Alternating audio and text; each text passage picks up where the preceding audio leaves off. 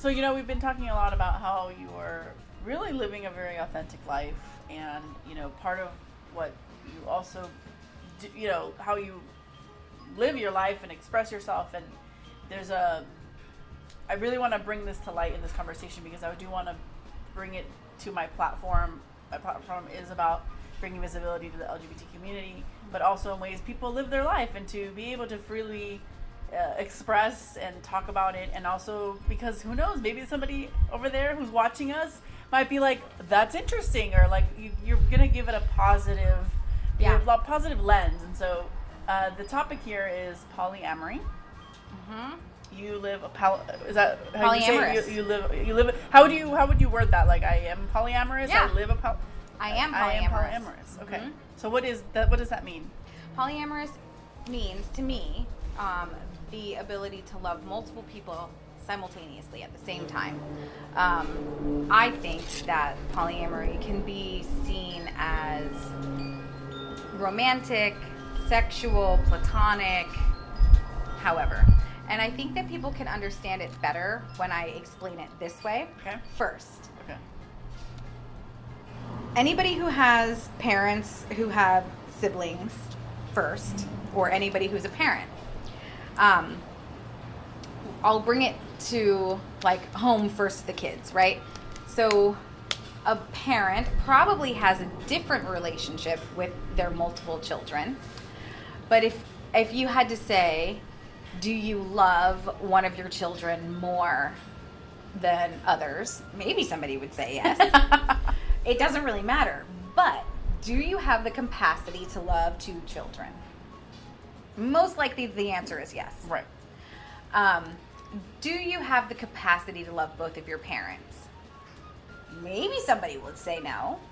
But do you have the capacity? Yeah, you probably do. Do you love both of them the same? Maybe, maybe not. It doesn't really matter. But it's all about the capacity that you have to love multiple people at the same time. So if love worked like you could only love one person at a time, then we would live a really sad existence as humans, I think. You know what I mean? So me personally, I have the ability to love multiple people romantically at the same time. This does not mean that I am void of jealousy. This does not mean that I'm void of possession, feelings of, inadequacy. All of those things still exist in my relationships and the way that I love. And I have the capacity to investigate those things and have a different relationship with those things, like jealousy.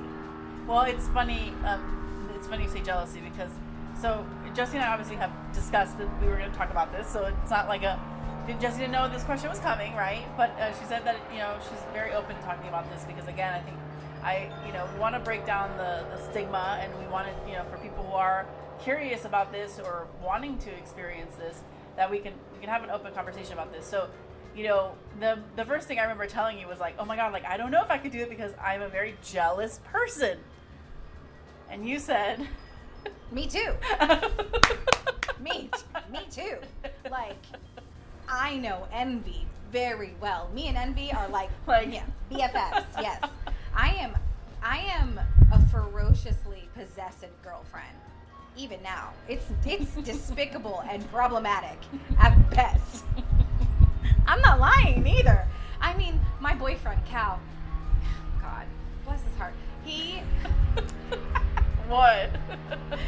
He just started dating someone. Okay. Do we need to wait for this? Yeah, probably.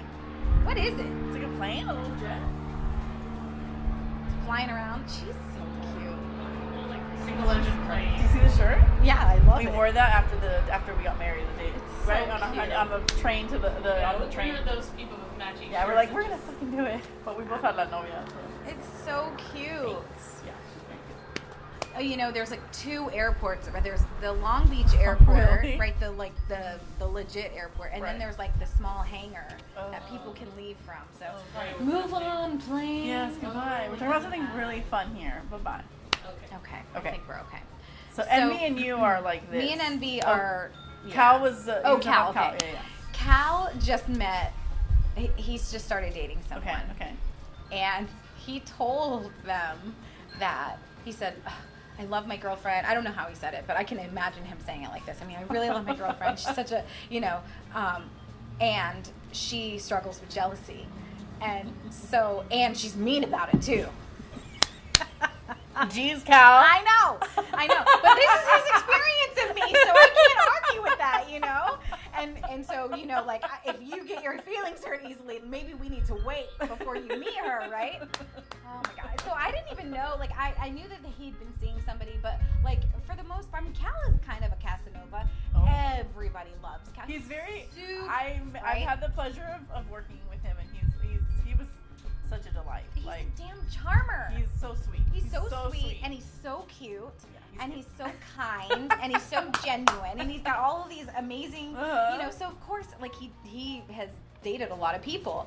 So the fact that he's dated a lot of people, I'm like, listen, I don't want to meet any of these people. Like, unless they become serious, I really don't care. I'm not that type of polyamorous person where it's like, if they become serious, I'd like to meet them. Sure. But if you're having a good time and whatever, I'm like, you do you, boo. Like, I don't need to know about that. So anyway, he starts seeing this person, and he hypes me up, right? He's like, I don't know if she's got to be really ready and all of the things, and the situation has to be perfect, and like the conversation has to be timed right, and all of these things, right? And one day,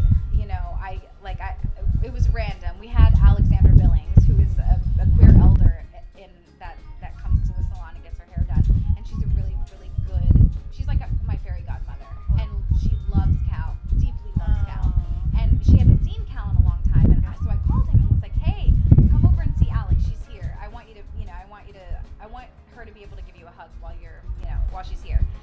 And he's like, oh, okay. He starts acting all weird, and I'm like, what's going on? He's like, oh, my friend is here, And I was like, all right, Cal, bring your friend. Like, who cares? Just like bring him. I didn't know that he had this conversation. Hold on, let's wait for the plane. So Cal's like, well, I have my friend. He's, my friend is here, and I said, well, bring your friend, and Cal's like, well, we're dating, and I'm like, oh my God, Cal, like, right now we're talking about you seeing Alexandra Billings. This is like, it's like the wrong, for me, it's like the wrong time to be having to, and I'm actually really not that bad, I mean, I'm intimidating to people who, find me intimidating, but I am not mean. But Cal, Cal's like, he's white, and sometimes he gets a little, my spice is... You're Puerto Rican! Yes, exactly, and my jalapeno is a little bit, even though we don't eat jalapenos. But Puerto Ricans, like, are some of the most, like, loving, welcoming Latinas. Like, I feel similarly. Met, yeah. Thank you. But, anyway. I get it. Okay. So what happens? Now I'm like intrigued. He comes and he brings his friend. Okay. And I warmly embrace both of them. Hi, I'm Jessie. Welcome to the space that Cal and I founded, right? Yeah. I mean, you should see this if you're dating him. You need to know this part of his life. This is a big achievement that, and like, what an honor, this young, other queer person. I'm like, do you know who Alexandra Billings is? It's because if you don't, you need to. Yeah. And you get to meet this living legend right now. So get your shit together and be respectful to your elder. You know what I mean? Like, yeah. So, and I was very kind and all of the things. And so, like, I don't know why I started talking about this, but I feel jealousy when I feel like there's some kind of, like, I'm not getting enough. And I think that's where jealousy comes from, is that someone thinks that they're not going to have enough. If somebody loves someone else or even likes someone else, I'm going to be lacking. But I still think that comes from that individualistic societal norm that Americans were taught. And what's interesting is the more I study my indigenous roots, the more I am so profoundly blown away by how connected I am to my ancestors. Because I come from a matriarchal society that is polyamorous. And the woman has multiple partners. All right. And she's the boss. All right. Right? I didn't know that. I had no idea Wow. until I really started digging into the tiny no people. And I was like, Wow. what? So, I think that part of my polyamory is even part of my indigenous culture. Ooh. It's very close to me and my spirit and my yeah. culture, And I didn't realize that I was polyamorous until I met Cal. I was gonna ask you. So how do you even think this could be an option for me, or how do you kind of start exploring that? Well, first of all, looking at your history. Okay. So if you have been a person who has ever committed infidelity, ever, it could be something that you could focus on or look at. There's multiple things here. Okay. I need to make this very clear, though. Okay. People who commit infidelity do not get a pass here. Okay? Infidelity is never okay. In polyamory, outside of polyamory, lies are lies. Yeah. It's not okay. Yeah. If you have felt like conflicted, literally conflicted in your body, in your life, and in your mind, I think I may love 2 people, 3 people, 4 people, or whatever it is, but you have been slut shamed or any of those things, right? Those are small. When I say small, I really mean small. They are small indicators that you could be polyamorous. There are also small indicators that you struggle with worthlessness. What do you mean by that? So some people go into polyamory, or some people go into infidelity because they're not getting a need met, and sometimes their needs that are the needs that they feel like these needs are something that other people need to give to them, but really it's something that they need to give to themselves. So sometimes this is rooted in trauma. Sometimes it is. You really need to investigate. You really need to investigate.